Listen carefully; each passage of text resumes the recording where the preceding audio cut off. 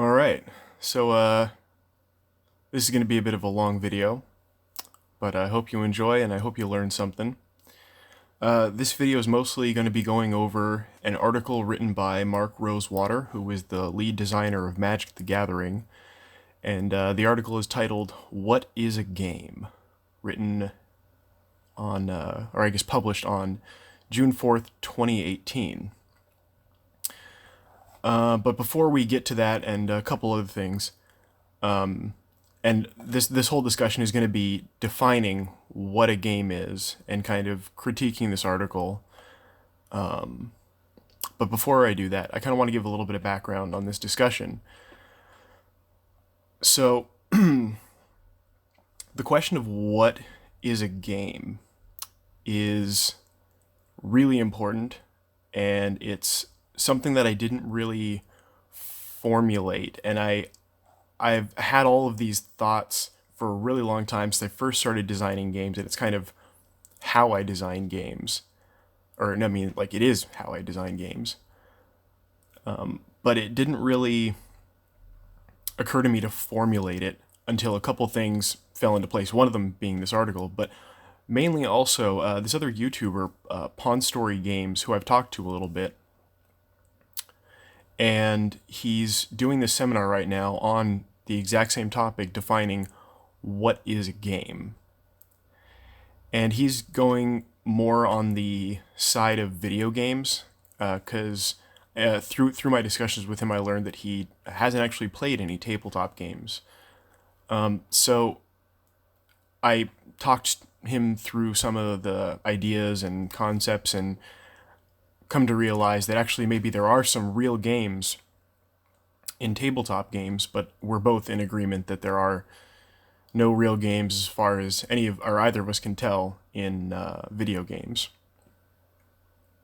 But I completely agree with him on his conceptualizing of this and his defining of it, and I think it's really interesting too how he's tying it into storytelling, because that's another kind of important detail that doesn't, I think, get talked about enough. But yeah, so Pawn's doing his little his quite big seminar actually. He talks a lot and goes into a lot of detail, and he's doing it in full parts. I'm not going to go into anywhere near that much detail. As long as this video I know is going to be, because I've already done a few takes of it. But for me, I never had the question of how do I define a game. I kind of went at it a little more organically, where I was dissatisfied the same way with games, and then I kind of asked, well, how, like, if I wanted to design a game, what am I looking for? Like, what's the game that I want to play? And that's kind of how I go about coming up with ideas for my games. But through that line of questioning, I came to the exact same conclusions, but I just never really wrote out like the definition. And then I started watching Pawn's stuff and talked to him and went through all of our understandings of all this stuff. And then I read this article by Marc Rosewater, and he published this in 2018, but I only just read it like a week ago maybe.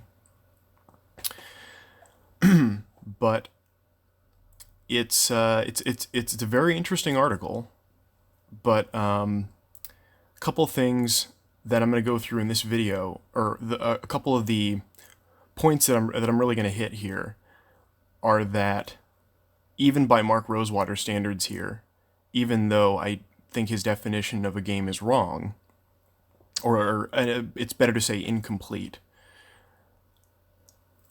even by his standards though here, Magic doesn't qualify as a game, and I think that's really weird. Or at least I would have thought that was weird before, but now I fully understand, how that is is happening. And so that's what we're gonna go over here.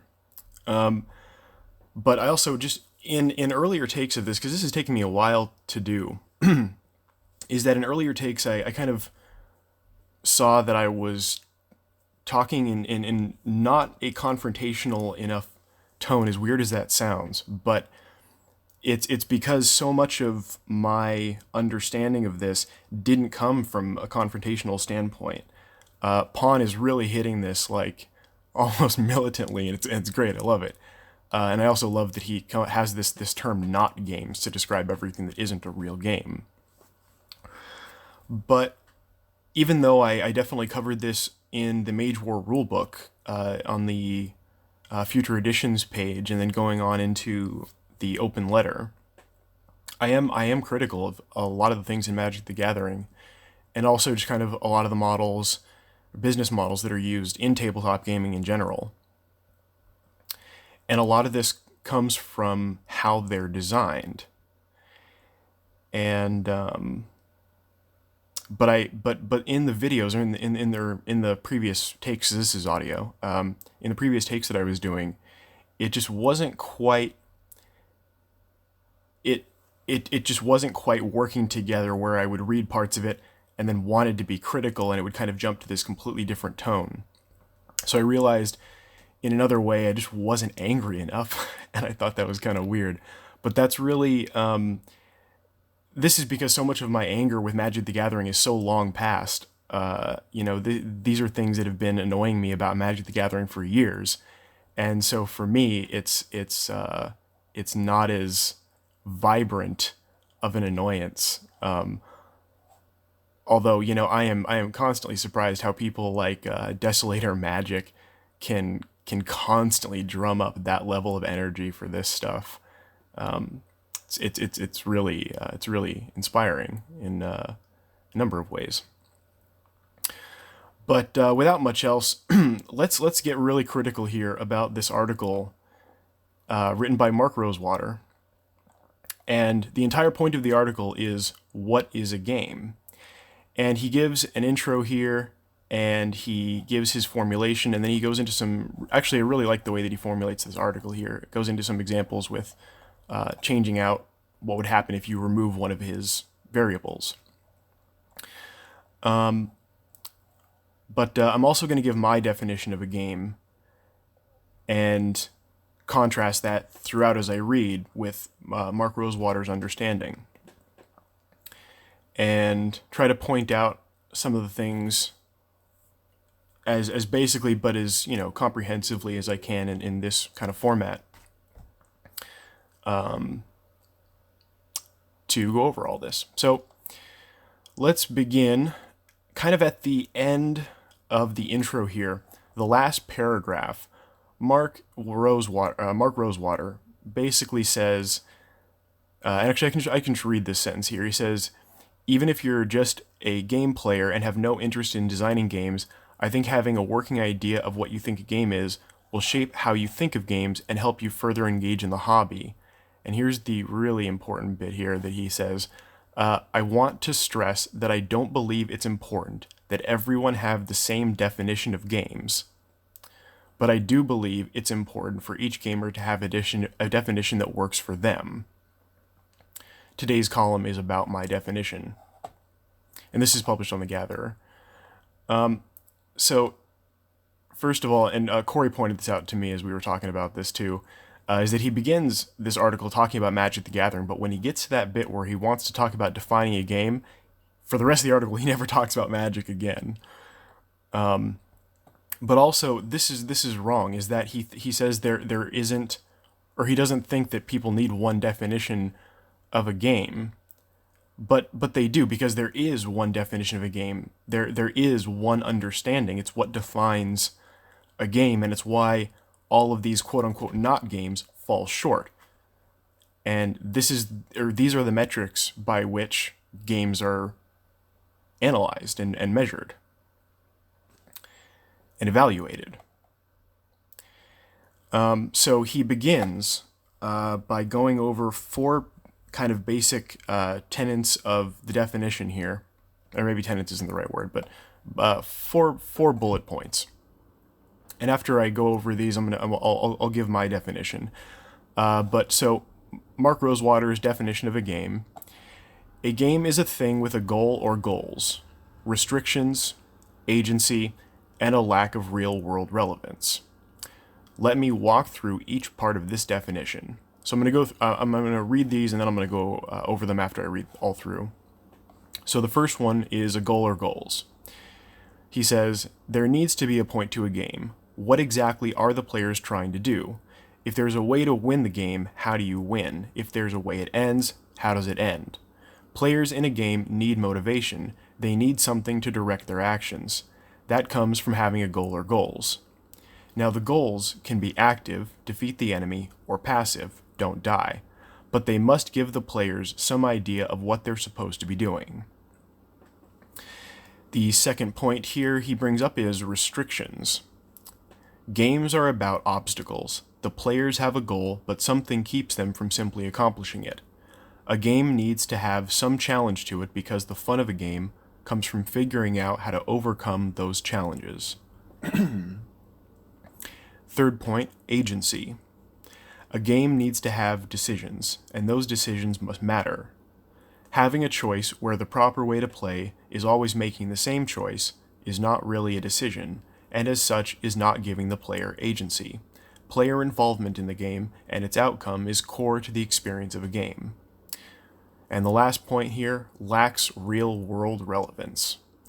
A game is something that you opt into because you want the experience of playing it. Labeling every obstacle you run into life, a game, quickly robs the term of any meaning. We use the expression play a game because it's an activity we opt into for some gain, usually entertainment and or education, but there are many reasons one can choose to play. So let's go back over these here. So the first one, a goal or goals, I think is basically right. But to point out kind of the beginning of where he kind of misunderstands this is that at a couple, like, okay, so there are a few words that do not come up at all in this entire article. And they are any variation of competition, fairness, balance, and also the word random should really come up at some point, but he only writes it in one parentheses note that's got nothing to do with the definition of a game. It's something about how they their filing system, I think. So when he's talking about goals, that there do need to be victory conditions. Like I'll center this entire discussion on tabletop games because Pon's doing the whole video games thing. So you do need to have victory conditions, but the main thing is that it's a competition. So the discussion really needs to center around that first of all. But yeah, basically I do agree that, a goal or goals are, for me, I think I prefer the term victory conditions. Victory conditions are, yeah, that's accurate. The second one here, though, restrictions, I completely disagree with. I think it should just be taken off this list here. Games are not about obstacles. And I see this in a lot of game design, both tabletop and video games, although I ironically just said I wouldn't talk about it. But it's just these things that seem to be put in the game, and sometimes they'll justify it with flavor, but often it just comes off as like a mechanic they didn't really flesh out very well. But they put it in there, I guess, with perhaps in a charitable view, the earnest attempt at, balancing or using it as a mechanic to balance something. But it's not. It's really, pretty much every time, is just something that limits the agency of players. It limits what you can do in the game, and it just makes it less fun. And agency, of course, is the next point that we'll go over here. And this one I definitely agree with. So point number 3 from this, agency. And I think what he writes here is really good, this first sentence, where a game needs to have decisions, and those decisions must matter.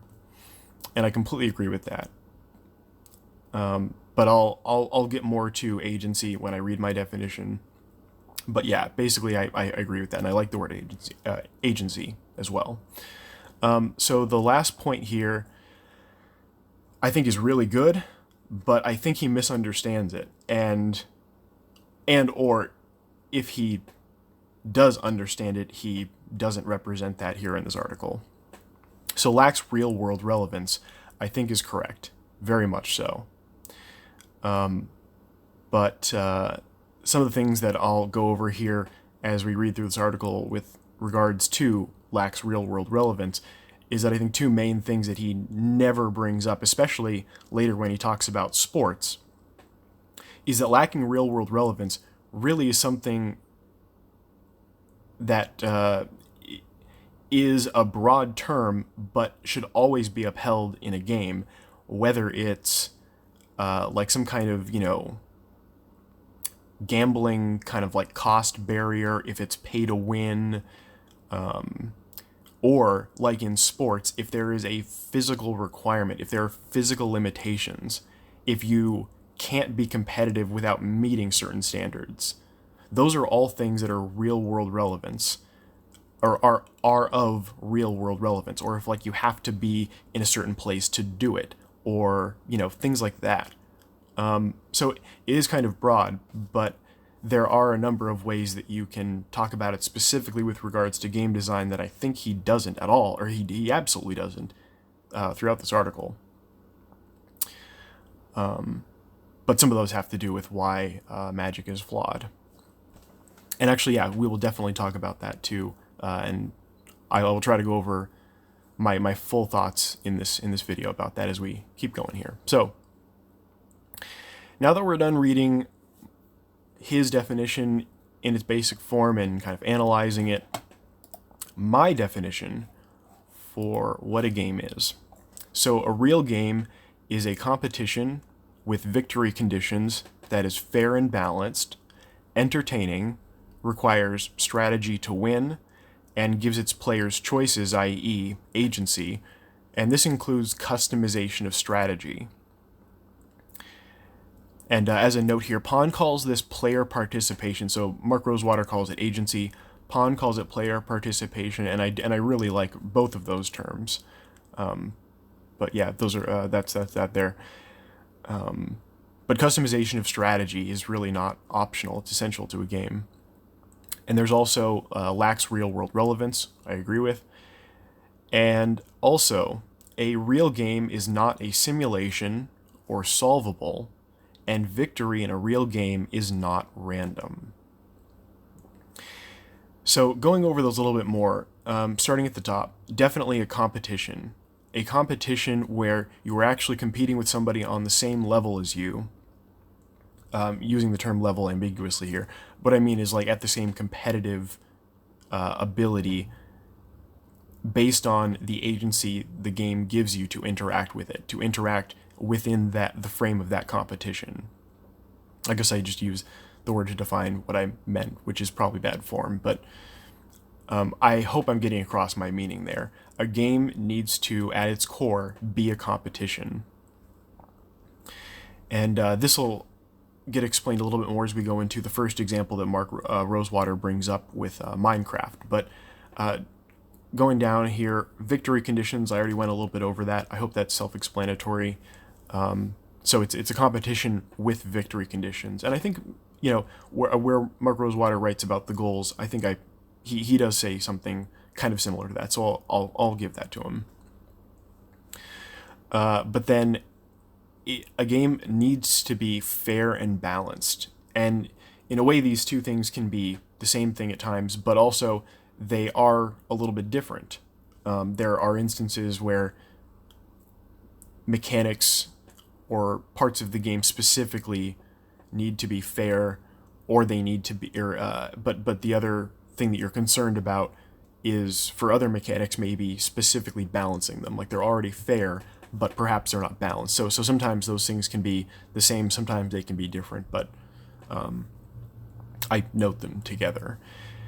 And at no point in Mark Rosewater's article does he say either word or any variant. So the next one is entertaining.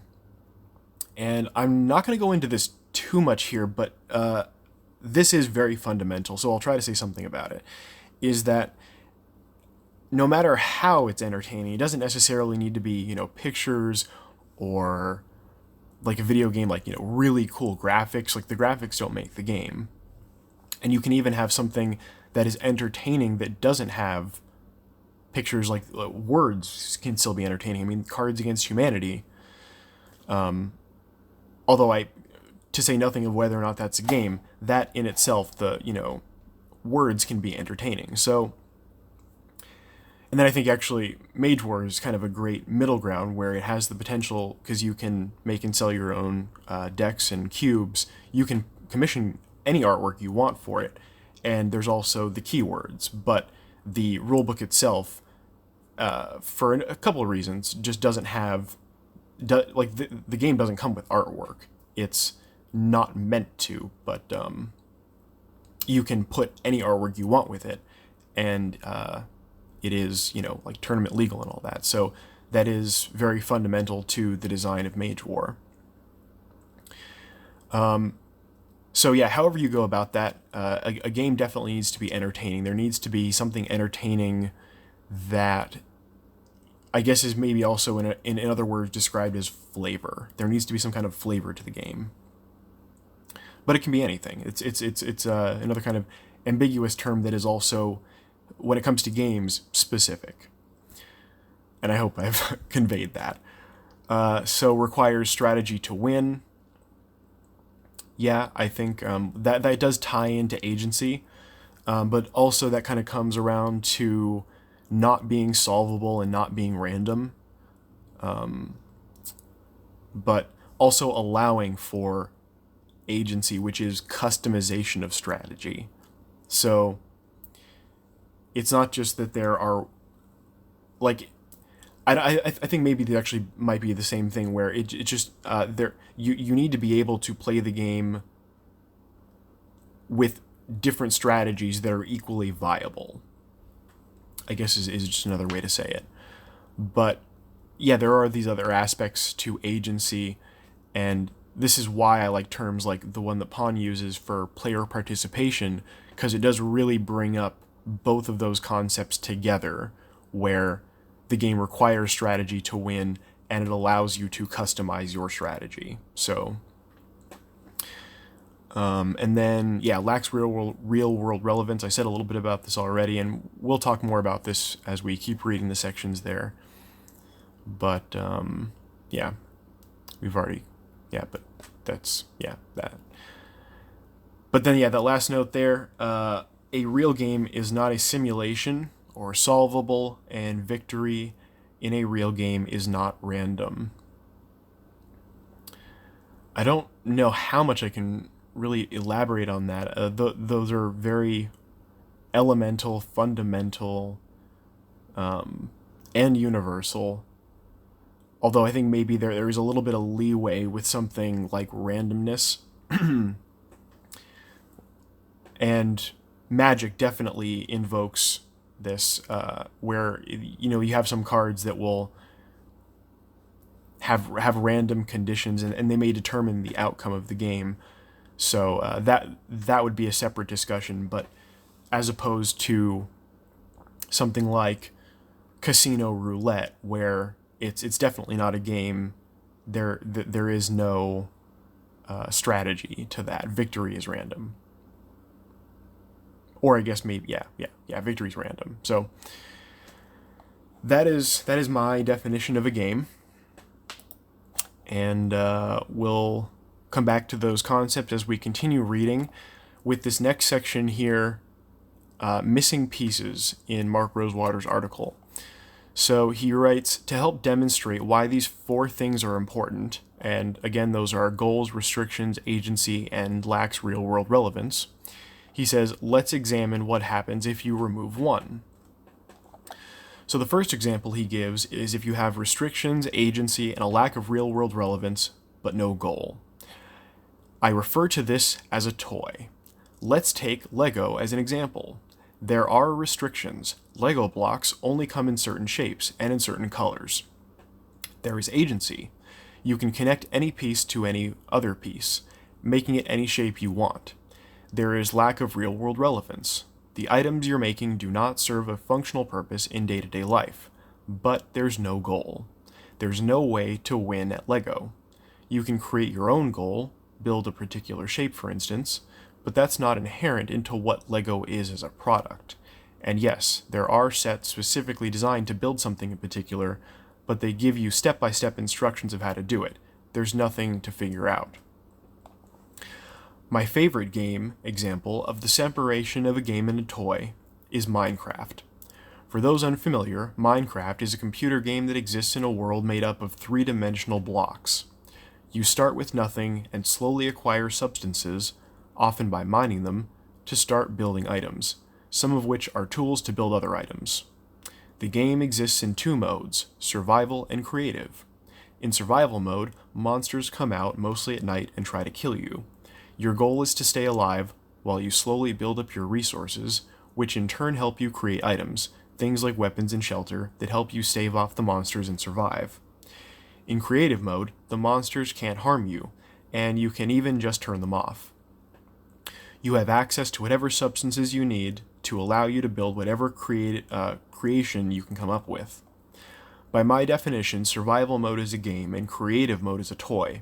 Survival mode gives you a goal, don't die, which then drives almost every decision you make as you play. Creative mode is essentially just virtual Lego. You have the freedom to build whatever you want, but that motivation is not driven by Minecraft. It's driven by your own imagination. And then he continues, there's a last note about toys, but he says, I'm just trying to point out that when you take away the goal, instead of creating a game, you are instead making a toy. So I agree with, the Legos thing, the toy, that's a good way to formulate that understanding there with the lack of a goal. But the problem is, his example is Minecraft is not a game. And we'll see this with all of his examples that he brings up, none of them are games. So obviously he explains why creative mode isn't a game, but survival mode also isn't a game. It's not a competition. It's not a competition. Stay alive is not a goal. There's no equal participation between you and the monsters. There's nothing about the world that you can really affect. It's more just an endurance race. And this will come up in the next section here that he explains about running. And yeah, it's the same thing. It's just an activity. It's just an exercise for you to see how long you can do it. I would say that's not a goal, because you can't achieve it. It's something to not achieve. Don't die.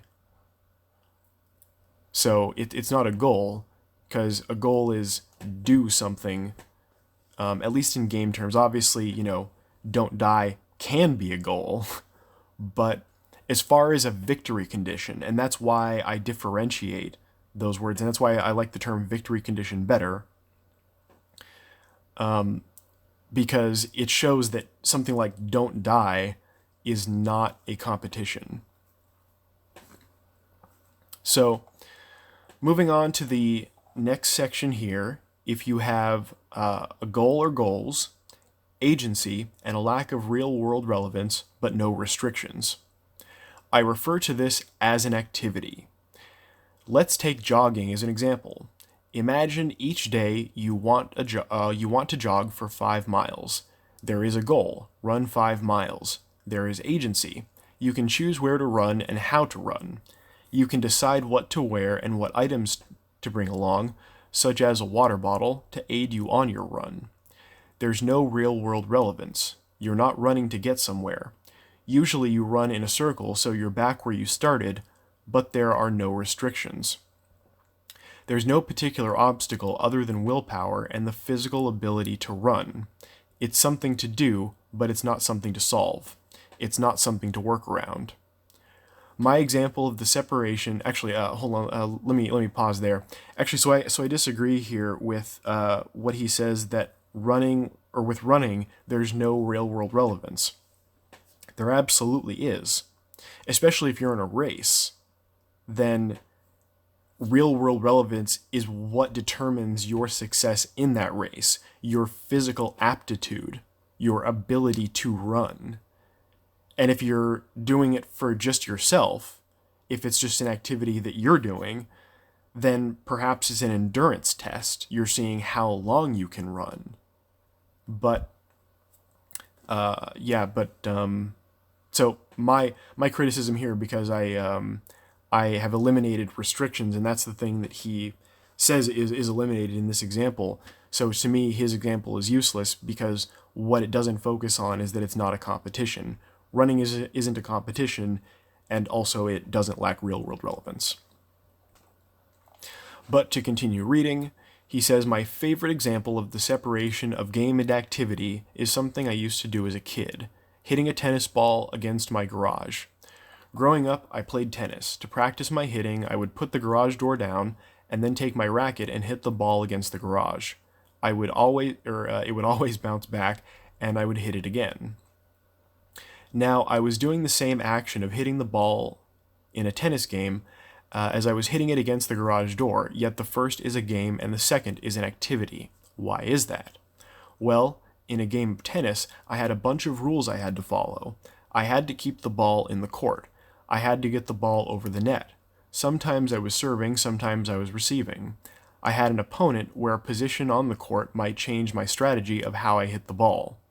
There was a score and someone could win. In short, I was managing a whole bunch of restrictions while also trying to hit the ball. When I was hitting the ball against the garage, I didn't have any restrictions. The only goal really was just to keep hitting it, and if I missed, it didn't matter. I just retrieved the ball and started over. Both things made use of similar skills, but the context was completely different. As soon as I wasn't guided by restrictions, it became more about the form of doing the action. It was an activity. So my criticism here is that tennis is not a game. Tennis is a sport, and that's because it doesn't lack real-world relevance. In order to be competitive in tennis, you have to have that physical aptitude. You can't compete against a pro if you are a beginner. There's just no way to do that. Even if you have natural skill, the amount of training a professional tennis player has done to get to that level is more than I think really anybody's natural ability could account for. And so, yeah, that's kind of that there. Is there anything else that I wanted to say about that? Nope. Yeah, I guess not. So the next example here is an event. So he says this is if you have a goal or goals, restrictions, and a lack of real-world relevance, but no agency. He writes, I refer to this as an event. Let's take a movie as an example. It has a goal. I want to know what happens in the story. It has restrictions. I have to go to a certain place at a certain time to see it. I have to pay money, and I have to find a seat. Actually, let me pause there, because again, I eliminate restrictions. To me, that's all real-world relevance. And then continuing, his next point here is, weirdly enough, it has no real-world relevance. It's entertainment. It's not a required thing needed to complete some day-to-day task, but there's no agency. No decision I make is going to affect how the movie is going to play. It will be the same regardless of whether I'm even there. It's something something that's happening that I'm witnessing, but I'm not affecting it. And yeah, so it does have real-world relevance, but also where he says entertainment is essential to a game. So the fact that a movie is entertaining is actually not separating it from a game at all. But to continue reading here, he says, my favorite example of the separation of a game and an event is the difference between playing tic-tac-toe as an adult and playing it as a kid. For those unaware, tic-tac-toe is a game where there's a 3x3 grid wherein two players take turns placing their pieces, one is X's, the other is O's, attempting to get 3 pieces in a row, either vertically, horizontally, or diagonally. Upon playing tic-tac-toe enough times, you start to recognize that there's a strategy that makes it impossible for the opponent to win. If both players are aware of this strategy, the game can't be won. When kids, before they've learned the limitations of tic-tac-toe, when kids play, before they've learned the limitations of tic-tac-toe, it's definitely a game. They're making decisions that affect the outcome. They have total agency. Interestingly, when two adults who both know the limitations of play No, wait. Sorry, I keep misreading. Interestingly, when two adults who both know the limitations play, it turns into an event. You don't know exactly how the game will start because there are 9 opening moves, but very quickly the responses become preordained. There's no surprise, and no decision you make is going to change the fact that it's going to end in a cats game, tic-tac-toe lingo for a tie. This means that something can be a game for one person while not being a game for another person. It comes down to the agency of the person playing. And I completely disagree with that there. A game is not subjective in whether or not it's a game. Tic-tac-toe is not a game. And a game provides agency to the player whether or not they realize they have it, although I don't know, maybe that's something for a game more complicated than tic-tac-toe, kind of a question of design and how you write your rules there. But definitely, in my analysis, whether or not a game is a game is an objective matter. It's not at all subjective. But he continues here, this brings us to a popular topic, a favorite when the definition of a game is discussed, Candyland. Candyland, for those unfamiliar, is a children's game where the players are trying to be the first one to get to the end of a track. The board represents places in Candyland, each referencing a different kind of suite, that you are moving through to get to the castle of King Candy. You advance along the track by choosing a card from a deck. The cards all have 1 or 2 squares on them of various colors. If 2 squares, they are always the same color. The player then advances to the next spot on the track of that color, or the second spot if you pull a card with 2 squares. There are no decisions to make in Candyland save a shortcut that is 100% always the right call strategically. The players don't know the outcome yet because the information on the cards is hidden, but if you looked at the deck before the game began with knowledge of the number of players and their order, the outcome would be a known quantity. So, is Candyland a game? My answer is no, but with a little caveat. If you are young enough to believe that by picking the card you are influencing the outcome, I would argue that the game has agency for you and thus for you is a game. And no, I completely disagree with that. So what he's explaining there is that the victory condition in Candyland is random.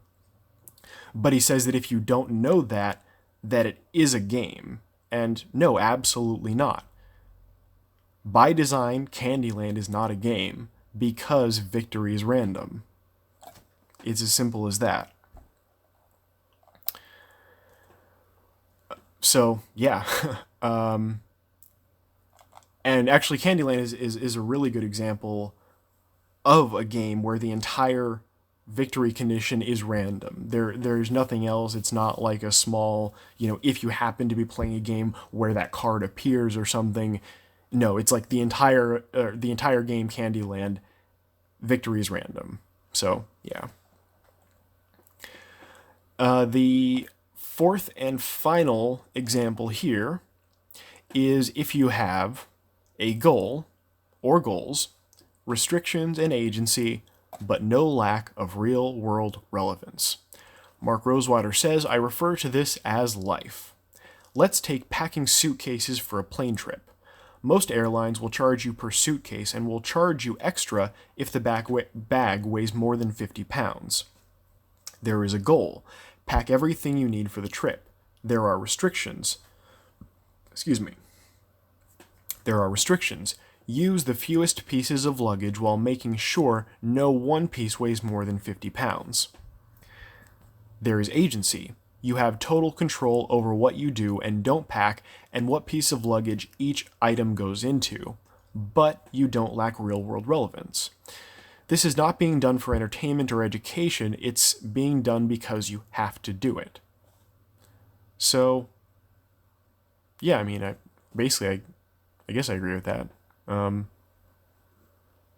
But also, packing suitcases is not a competition. So that would be my other major point, is that it's not really that it doesn't lack real-world relevance. It's, because then maybe it's a sport. But no, because it's not a competition, packing your suitcase there. So Mark Rosewater continues, my favorite example of the separation of a game and a real-world relevant item is a flight simulator game and actually flying a plane. Imagine the best possible flight simulator that realistically captures the control panel of an actual plane. It's still not the same as flying a plane. The biggest reason is that there is no real-world consequence of failure. Crash in the flight simulator? Oh well, maybe next time. Crash in a real plane, you're dead. The weight of consequences makes the two experiences radically different, even if the actions you'd perform might be similar.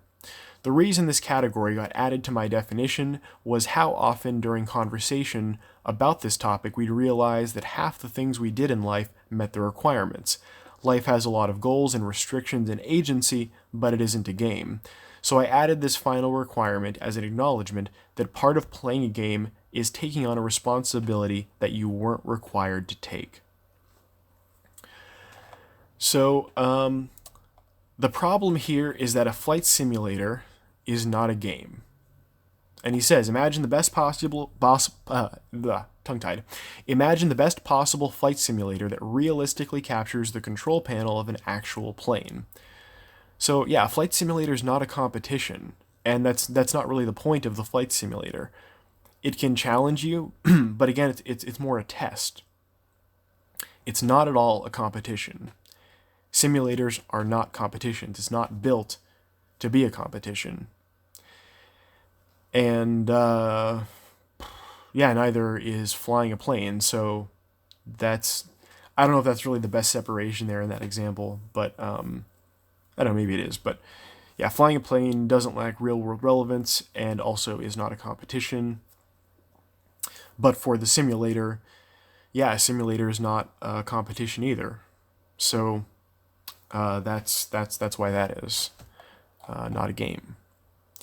Now, the last section here, I also think is very important, and I like that he covered this, are what he calls overlapping categories. So he says, when defining a game, I found that a couple other categories tended to intermix with games, so I wanted to take a moment to talk about those. The first one he goes over is sports. Sports are games or activities that involve a strong physical component. Okay, so he knows that. He says, the sports are games because they have all the necessary components defined above, such as football, baseball, or soccer. Other sports are activities because they lack restrictions to work around. The most common group of sports activities are things that take a particular skill but without restrictions. Adding extra complications to account for, the 100-yard dash, for example, is about running as fast as you can. It's an activity, not a game. Oh, okay, so actually he does recognize that. But as far as football, baseball, and soccer, those are not, or those don't lack real world relevance. You actually have to, like I said before, meet that physical standard in order to be competitive in those games. And also, I think kind of a weird thing, and maybe this is less of a thing with soccer, but yeah, especially with football and baseball, I think it's weird that people think of those as games, but so much of it, so much of the gameplay has the majority of those teams not playing the game. They're just sitting on the sidelines. I find that really weird. But, I mean, I guess for practicality's sake, it sort of makes sense, but in another way, not at all. So, yeah, I don't know, it's just kind of my personal thoughts about that. But, so the next section he goes over after sports is puzzles. And this is also an interesting sections here. So, let me read that. Puzzles are a tricky category. Not all puzzles are games because they lack agency, not in the sense that you, the puzzle solver, don't make decisions, but rather that your decisions can't influence the outcome of the puzzle. A crossword puzzle, for example, doesn't change its answers based on based on decisions you, the puzzle solver, make. This makes them more events than games, but unlike a movie or an art show, you have a more active participation. That doesn't mean that puzzles can't also be gamed, but they require a dynamic solution. That means you, the puzzle solver, have the ability to find different solutions based on your actions. Well, it's weird that he writes that, but that's exactly the same thing that he talked about before with survival mode in Minecraft. So I don't know why he thinks of that as a game, but this is a puzzle. But actually, maybe he gets to this here, where he says, a good example of a game that has a puzzle component while still being a game is the video game Scribblenauts. In the game, you're given objectives to meet and then given the ability to create any item you can come up with. The first challenge, for instance, is to get a starite, basically a star that's the item you're always trying to get out of a tree. You can make a ladder and climb up the tree. You can make wings and fly up to the starite. You can make a chainsaw and chop down the tree. It's a puzzle, but it's dynamic, meaning that there's no one singular solution, but rather a series of solutions based upon all the various possible actions. This makes it a puzzle and a game. Also, he says, also puzzles are often used as components in games, so it's possible that the singular puzzle within the game isn't itself a game, but is a part of a larger structure that is a game. The Legend of Zelda games are a good example of this. Sorry, this is kind of tedious to read, but first, no, I disagree with The Legend of Zelda. Those are not games at all. Pond can tell you more about that. But let's talk about Scribblenauts. So the issue with Scribblenauts, the reason it is not at all a game, the reason why Scribblenauts is strictly a puzzle, even though I said I would let Pond cover this. Marc Rosewater's talking about it, so I got to talk about it here. Scribblenauts is not a competition. Plain and simple. Scribblenauts is not a competition. Just like running, just like survival mode in Minecraft, it's just an endurance test. It's seeing how far you can get, and yeah, that's it. So that is the end of the article. He just kind of concludes there, now that I've spent 3,000 words defining what I think a game is, it's time for all of you to share what you think a game is. Well, that's what I'm doing. So, let's talk some more about Magic the Gathering. And let's go all the way back to Marc Rosewater's, the 4 things here that he lays out. Goals, restrictions, agency, and lacks real-world relevance. Because Magic is solvable, and in terms of solvable, it is pay to win. So not only is it solvable, but an aspect of that is being pay to win. The winning strategies are the most expensive. It both lacks agency and real-world relevance. And we can even see this. Let me reread his agency section here. Having a choice where the proper way to play is always making the same choice is not really a decision, and as such is not giving the player agency. If every format of Magic the Gathering is solvable, the players have no agency. And if your game is pay to win, it doesn't lack real-world relevance. If it's basically a gambling scam, it doesn't lack real-world relevance. If you print your cards with artificial rarity and you've imbalanced your game to make those artificially rare cards the best cards, the most competitive, then it doesn't lack real-world relevance. So even by Marc Rosewater's standards here, and I think compared to my definition, he's missed more than half of how to define a game. Even by his limited standards here, Magic still doesn't measure up. It's not a game. But then the question becomes, can Magic be a game? Is there a way to fix Magic the Gathering? And the answer is yes, absolutely. All of these problems that Magic the Gathering has are actually symptoms of one central problem. Well, maybe 2. One, of course, is that, Wizards of the Coast treats it like they're printing money, not like they're printing a game. But if they were treating it like they were printing a game, how would they go about that? The central issue with Magic the Gathering, what I started saying was the one issue, is that Magic the Gathering is not balanced. If Magic the Gathering was balanced, then the formats would not be solvable. It would not be pay to win. Corey, as we were talking about this, he had this thought. Imagine if every card was evaluated. Actually, you know, let me take him at his own word here. Let me reread what he wrote there.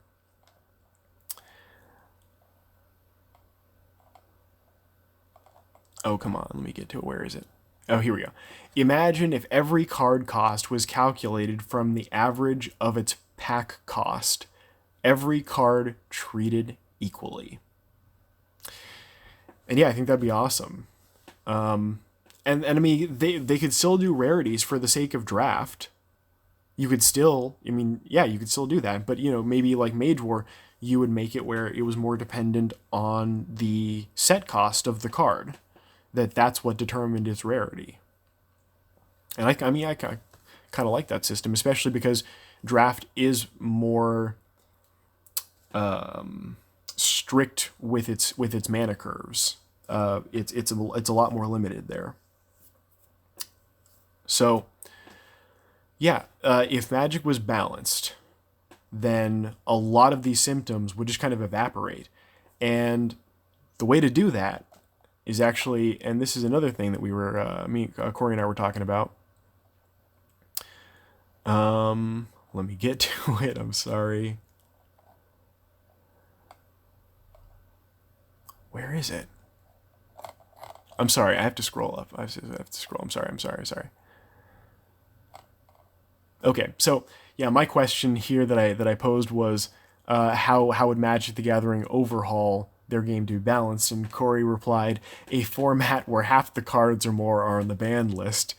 And you know, I thought that was funny, but he said, well, actually, use your formula to quantify every card and say ban everything better than +2 or worse than -2 or something like that. And when he says +2 or -2, he's referring to the power level of each card.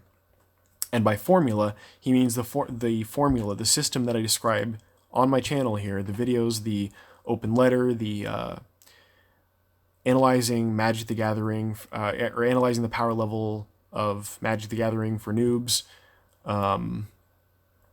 Actually, I think it's just called MTG Power Level for noobs.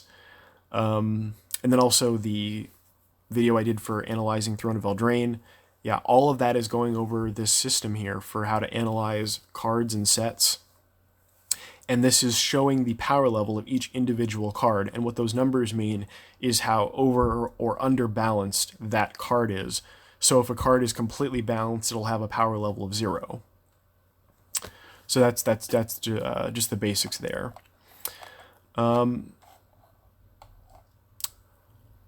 But let me read you a little more of Corey's thoughts, because they're about Magic. So, yeah, he specifically he picked up that Mark Rosewater never mentions gambling in the article, but his summation of Magic is that it has little to no agency because it's solvable. And because it's solvable, it's not fair. And it's you know, like I said earlier, it's made to not be balanced. And it does have a goal. It does have victory conditions, which is good. But it does have real world impact. Again, it's pay to win. Pay to win. That's Magic. This product is not for you. No, I'm just kidding. That's more for the artificial exclusivity of certain products, but yeah, there's a lot about Magic that they need to reform, and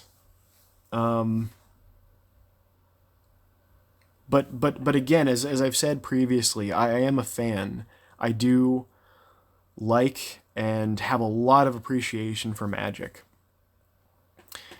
and this kind of brings me back to kind of my final thoughts. Is a question that Pawn Story Games, he asked. He said, well, what do you think is the best format of tabletop games? And I've actually thought about this. And in a lot of ways, I really want to say role-playing games. But really the conclusion that I came to was that the best game over a long enough period of time, all things considered, ultimately, is the format of the trading card game. The game that was defined and started by Magic the Gathering. And, I mean, that could sound a little biased because I'm promoting Mage War, but no, I mean, that's my honest assessment. I thought a lot about this. I think the ultimate tabletop game is the trading card game. And so maybe as difficult sometimes as it is for me to drum up all the anger that I have experienced for Magic over the years in, a single video or any of my videos, really, it does disappoint me greatly, and it does really, it does anger me. It does very deeply anger me the way that Magic the Gathering is treated by Wizards of the Coast. And I would like to see it reformed. But man, they just keep doing things, and they just keep going down these rabbit holes that make it worse and worse in a lot of ways. And sometimes they fix little things, sometimes, they'll do this one thing that you've been waiting for all these years and it's great. But, they never fix the major problems. And maybe this is kind of because they are on that runaway train. They can't stop it because now they're owned by Hasbro, and this might mean a cut in revenue, even while as they make fixes and balance their game, it becomes the most popular it's ever been since its inception. It might still mean less revenue, and that's all Hasbro will care about, and that's, I think, what they're afraid of. But I mean, the other extreme is things like Secret Layers and Phyrexian Mana. And, being pay to win, every single format being solvable. So, by both Mark Rosewater's standards and my standards, Marc Wolff, Magic is not a game. It could be, but it's not. And I really wish it was, because there's so much awesomeness about it. And even though they might censor a lot of it now, a lot of the artwork is so amazing, and there's a lot to enjoy. But sometimes they make it really hard. And yeah, those are my thoughts. Last thing. Let me read you a final Coreyism. Let me find it. I'm sorry, I keep scrolling around here, Stalin. Okay, so Corey says, Magic is like tic-tac-toe then, by his definition. A game to some and not to others. Something you grow out of thinking about as a game. A game when you are a kid. A gambling-driven, pay-to-win event as an adult. Ouch. Take that, Watsy. Alright, thanks for listening. This has been an extremely long video. This is actually the longest take of any of them that I did so far. But actually, so far, I'm the most happy with it. So I hope you enjoyed. I'm sorry it's been a month since my last video. But yeah, sometimes that's just how these things pan out. So, see you next, whenever that is. I won't make any promises anymore, but I'll try as always. See ya.